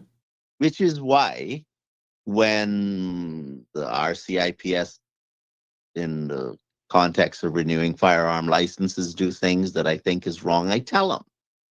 So that they can't say, well, we didn't know. Yeah. Right. And I'm not telling them because I, don't want them to be successful in what they're doing. It's I'm to telling them improve, to better, that's better. right. That's right. And so I would like to hear the governor argue why civil servants shouldn't be held accountable, why they should be able to take as long as they want on very expensive projects, why wrongdoing can occur and nobody's held accountable. I would like to hear the governor, who's responsible for good governance, make those types of arguments to me. But Denny, here we go again. You have a small number of society that will publicly actually have such open discussions of this nature. You have a few members of our society that are commenting, and I thank them for their participation religiously, right? That says we're not alone. But then at the end of the day, if it only appears as though 6 or 7 people are willing to do this publicly, we don't know what's happening behind closed doors. We don't know what type of calls are being made to our elected arms, even over the weekend. I was tempted to actually send a message to a number of them, but I said, you know what? Let's see exactly what's going to happen today. Because I'm going to really be honest with you, Denny, I'm a bit disappointed as to how this was just thrust. It is obvious what's at play. Yeah. And Well, the mere fact, go ahead. Let me tell you a little story. When I first started arguing with the commissioner of police about the appropriateness of his actions in relation to the administration of firearm applications. One of the things I argued with him about is I said, the law and the regulations say that when you put in an application that it like for your renewal, Right. that's the Form F, that should be accompanied by the prescribed fees. Mm-hmm. They argued with me until I was blue in the face, telling me no, no, no, because we don't know if we're going to approve it, and then we'd have to refund your money. And I'm like, that doesn't matter. The law says it should be accompanied by By the the first, application, yeah, the fees. yeah. So whether you think it's a good idea or not, it's what the law says. Well, this time around, when I'm putting in my Form F application, guess what one of the requirements are? What? The fee. That the application be accompanied by the prescribed fees. Now, the reason I'm telling you this Oh, God. is for this reason. I was the only person willing to argue about this back in the I don't know, 2006, 8. I don't remember exactly when was it. I was the only one willing to argue about it. Now it's one of their policies. It took them this long to accept that I was right, but never in one instance did they ever admit that I was right. They're not going to do that. You're Denny. I You're understand. just I understand. an antagonist. But the reason why I'm saying this is this. Noah was one man Uh-huh. who preached for 125 Correct. years the same message. Yep. It doesn't matter if all of society ignores you. Mm-hmm. Just be Okay? persistent. If you are correct, Keep focused. then say what is correct. Correct. Mm-hmm. And if we all did that, they wouldn't even think about trying to Yeah. exact any retribution against you, Correct. because they know that society would band together and they would be held accountable. That is what we need to do as a society. what we This need to banding do. together, this coming together. It's not about who's got the loudest voice or who has the biggest mouth, who's the most aggressive to really come out there. We could do this in the most respectful way, as we've been doing on this space. And trust me, I'm not asking you, I'm telling you, politicians are scared of civil society. And the real Michelle, I think, saying the world is waking up. Cayman is waking up. And what was displayed, even in body language, in tone today, if you watch the players on the floor of Finance Committee, you can see some egos, you can see cockiness, like, how dare you? And I feel that you're not doing anyone a favor when that is the space for questions to be asked. And based on how this was thrusted on people, of course you opened up a bigger Pandora box for things to be questioned, because the public is speaking. And you know what? In Finance Committee, it is hard now for any person to call their MPs to say, look, slow this down, because guess what? In Finance Committee, when they're actually debating and asking those things line by line, that decision to cast a vote is there. And then where is civil society's right? Well, Out the window. yes. And the reason for that is their minds is already made up. My point. I keep saying it. The government has the numbers. Everything that has been thrust on here, whether or not you're for it, they have the numbers. But we have a responsibility as a society to do the things that will be most beneficial to us. And we just can't do things just because we have the numbers. They need to be done for the right reasons, because when you do things, the consequences of those things have a way of sticking around for a long time. Correct. And sometimes they're irreversible, or even with reverse, the long lasting damage we will feel for generations to come. Like some of the persons are saying, look, if we're not wanted here as expatriates, I'm waiting to hear what the Minister for Pensions will say. Will they amend the pension law should people want to voluntarily leave and not come back? Will they allow them to get their pensions? Well, you can already do that, but it takes 2 years, I think. My point. Yeah. My point. So I'm gonna leave it here for the moment, but I just want to encourage people to have the courage to say to your politicians what you want and what you don't want. Mm-hmm. And they can't lock us all up. They can't penalize us all. That's not possible. You and I live that Mhm. every day. Yeah. Listen. I We're I'm living not it, Daddy. fearful. I'm not fearful of any of this. And let me tell you why. Because I understand Yeah. that as much as they would like to do it, they can't really do it. Okay? Because you have legal recourse against them. Correct. That's why it's important, I think, to have a core subject in our education system of the basics of administrative law. Because once you understand what your rights are, you're free to think and to act. And if and they don't interact do with it, you government. have a right to educate yourself, participate, engage with like-minded persons. There's nothing wrong with a group of people starting. Jesus only had 12 disciples. I mean, come on. Come on. There's a Yeah. reason why this space is conducted in the manner it is. And I keep saying my opinion here doesn't matter. This space is not only to, I know for a fact that it is far reaching. I know that they're listening. I know that they will never say it publicly, that they have learned a lot right here and they have adjusted their sales accordingly. But like yourself, you will never get the credit. That's okay, fine. As long I'm as worried they're about that. good, exactly. As long as there's good coming out of the discussions that we're having here, we're educating and we're informing the people, and they know that we're not coming after them personally. Yeah. Trust me, there's strength in numbers and we have to remain together. And you're welcome. People are welcome on this space because I am telling you, Danny, all of our commenters, everyone that's logged on here this evening, they listen. They are hearing everything that we're saying here. And we're not looking for the praise.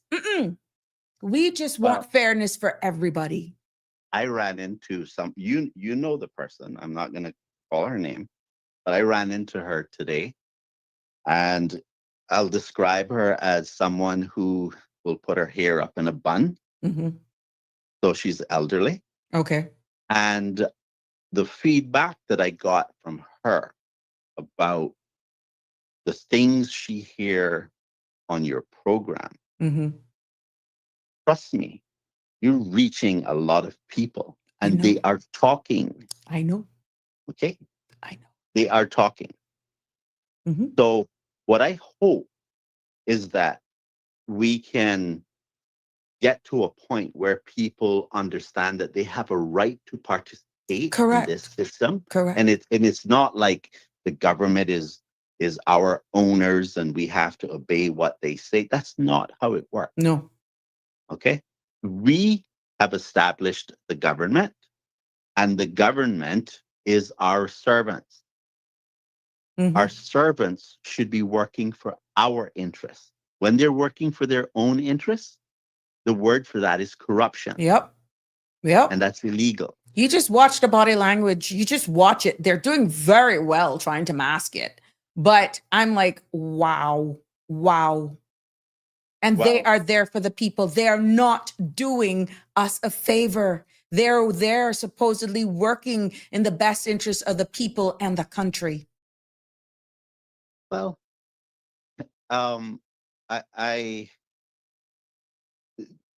we can say a lot of things about the government, but I think what we ought to be focusing on is the need for us to come together Yes. for Unite. the purposes of achieving a well-oiled, well-run government that provides services to us all in a way that allows us to live our life in peace and Correct. In harmony, harmony. Mhm. and in an affordable way. Mhm. because if we don't get that right, it's just going to all fall apart, and then people are going to be looking to go somewhere else. But you know what the problem with somewhere else is? Because they're much bigger countries. Mm-hmm. They're even harder Mm-hmm. to get change done in. Right? But this Like is why someplace, some have the belief that even if they leave here, they will all want to come back. So what if we lose a few? They're not loving, they're not accommodating as us here in the Cayman Islands because of just who we are. But I feel that we have gotten to a point now where if it goes that extreme, they will well, not come back. my comments are not about like expatriates. Okay, My comments okay. about all of us. Yeah, All of us. but right? all of us are So, leaving. That's the thing. We got Caymanians that are leaving too.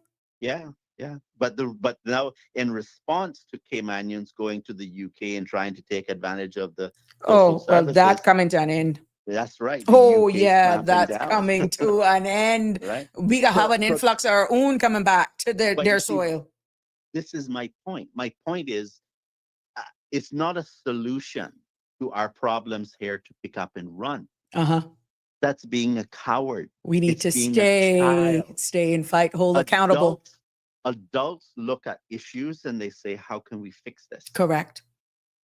And we need to be grown up and accept the responsibility that we have as citizens to make Cayman the best and even better place to Yeah. live. And this thing about running to the UK, Cowards. listen to. And it doesn't work out and they come here and then they're angry. They're angry Well, with everybody because it didn't work out for them when they went over there. How I think about that, so you know where I stand, is the reason why I live as near to the United Kingdom as I do Mm-hmm. is because the Cayman Islands isn't farther away. Mm. So that should tell you my position. Okay. Yeah. I don't want to go there. Mm-hmm. I want to stay right here. Yeah. But here needs to be livable. Mm-hmm. It needs to be that when we walk down the street, we have a reasonable expectation that everything will be okay. Mm-hmm. Okay. But that requires effort. It requires us to work together. Yes. And it requires courage. Correct. Because what the problem with freedom is that freedom has a degree of danger. And so if you want safety, you can get safety, but that's slavery. Because the master will take care of the worries of providing everything. You just got to go out and slave yourself to death, just like how you would do it for yourself. Mm-hmm. Mm-hmm. Mm-hmm. Right? Mm-hmm. Except you don't get the reward, you just get the work. Right. And so freedom has a degree of danger associated with it. But I would prefer to live in a free society where you're free to watch the movie you want to watch or eat the ice cream you want to eat, as opposed to having one centralized system saying, no, I'm sorry, can't eat that. Mm-hmm. Mm-hmm. Wow. Danny, we got a lot of work to do. And I think where we need to start is just being able to change our way of thinking, come together closer, be united in our stance. And I not all is lost. I think that as we navigate these uncharted waters that is actually presenting themselves, as we continue to be the voice right here, engaging in thought-provoking conversation and being respectful of everyone's opinion, I feel that that's where the work needs to begin, to be honest. We need to start with just that one thing, banding together as one. And if you feel, oh, well, if I tell her she's doing a good job or whatever, it's going to make her head swell. No, I don't really care. You and I have said that pretty much. We said it like a choir just now. I don't care. Yeah. We know our purpose. We know why we take this risk every day. We know why we do it, but I'm hoping that in time, others will see the need and the strength in unity and the strength that are in numbers. Because if you are really watching, really listening, really processing what is aired publicly, you will pick up a lot. And I feel that, Cayman, it's the time that we all need to really hold each one accountable, to be honest. there's a famous saying that those who receive preferential treatment in life, and that's all they know, when they find themselves being treated equally as anyone else, Yeah. they perceive it as discrimination. Oh, wow. Think about that. Yeah. And there are plenty of people in Cayman who are privileged to a point where they won't even speak to you because you're not in their class. Correct. You're right. You're right. It's, yeah. But I bet you what? That, I bet you well, what? Good go come, ahead. bad come, crime increases, and it impacts our bottom line. Everyone's going to be impacted. And so if we want to retain what we have and recover some of the areas that we've lost ground in, Yeah. it requires us all because it is ours. Mm-hmm. So Mm. why shouldn't we all participate? A lot of I us are noticed- scuffed at. A lot of us Yeah. are scuffed at. It doesn't matter what you say, how eloquent you are, because you're not in a certain tier of income bracket, or you just not ever don't carry the right surname. Yeah, no matter what you bring to the table, you'll never be accepted unless there's an agenda for you. And once There's another you're exception. disposable. There's another exception. It's called a hurricane. Huh. And when they find themselves in certain situations, they'll be glad to be helped by people they look down on. Mhm. Okay? Mhm. Hurricanes have a way of doing that to us. Humbling. So we shouldn't, that's not how we should live. Mm-hmm. But, I'll leave it there for today. Thank you so much. Thank you so much as usual, caller. Have a good evening. Always sound and thought-provoking conversations right here on Sabrina Speaks. Another episode, very interactive, very informative, and definitely continue to be engaging. Denver, yes. Let me just gotta say that for Denny. Denver says, Denny for premier and governor. There we go. Let me tell you something, Denver. Thank you so much for your contributions. What you said, something is that we could lose a few thousand to the tune of 10 to 15,000 individuals. I'm getting there, Denver. That's what you're saying. Real Michelle is saying, stand up, clean up. And Real Michelle also says, I want to meet this caller. He not just knows, he knows knowingly with love and kindness. There we go. Keith Orrit says, civil servants have become slaves and cowards. Denver, I repeated that. Denver, the journey of 1,000 miles, Damian Henry says, begins with a single step. Ladies and gentlemen, it has been a pleasure bringing you another episode of Sabrina Speaks right here on cmrtv.com as we continue to build in this space. I want to thank you for your patience. I want to thank you for your trust in me. I want to thank you for your participation. And definitely, we will be keeping it real here. I know sometimes it will appear as though I'm far left, I'm far right, I'm in the middle. No, the reason why I'm appearing that way, think about it, is because this space is for everyone. And the more we engage with sound discussions, we can get a full circle of how people feel. And that's why everybody is welcome to participate in this space. But when we look at what's about to come down the poop chute in regards to digital footprint and everything that's happening, we do have legislation that came across here when it comes to digitizing here and all of that sort of stuff. You have the right to call your MPs to ask for clarity. And I guess you will just have to hope that they will tell you the truth. And if it is a case, if we're talking about everything that Denny shared with us today and continues to share on this space, if your MP is not necessarily the minister responsible for putting these things through, then you have a right through your MP to ask for an audience or some clarification for something that is bothering you.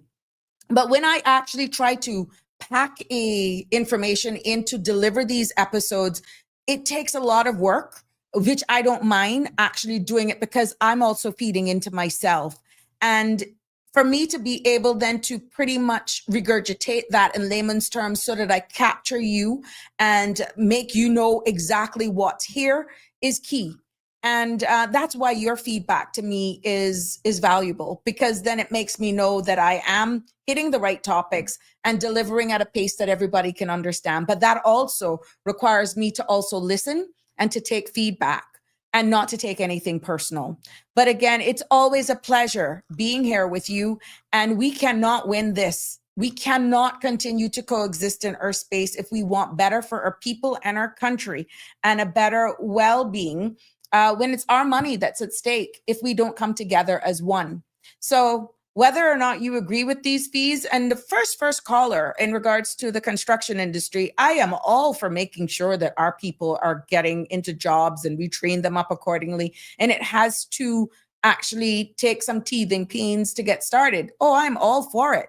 But it's a transition into one day 100% Caymanizing, let's say, our workforce. If that is the dream, it's going to take a transition, which the first caller alluded to, that small steps we will get there. But right now, the way in which this was done, the lack of context, it almost wants to appear, and I'm just repeating what people have said to me, it's sneaky.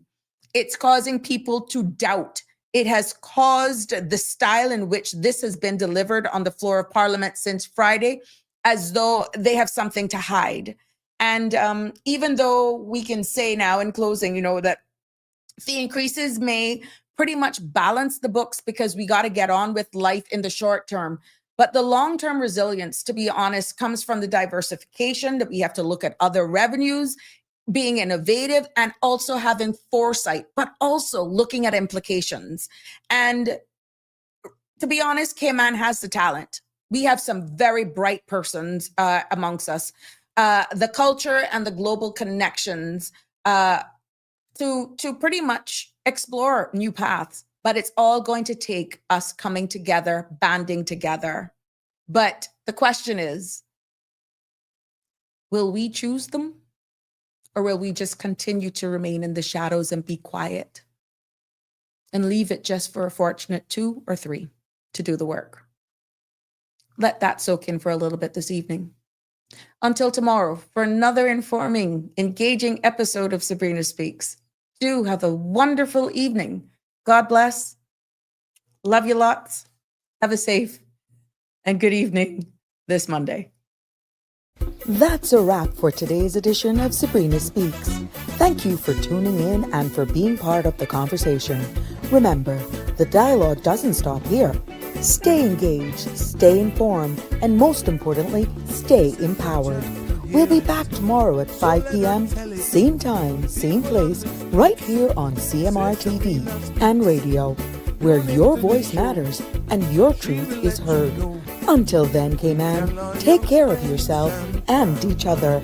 That's it for today's edition of Sabrina Speaks, where your voice matters, your story counts, and your truth is always welcome. Join us weekdays from 5 until 6:30 p.m. right here on CMR TV as we dive into the topics that matter most to you. Catch the show live or on demand at cmrtv.com. And don't forget to follow us on Facebook, YouTube, and Instagram so you never miss a moment. Until next time, stay informed, stay engaged, and always speak your truth.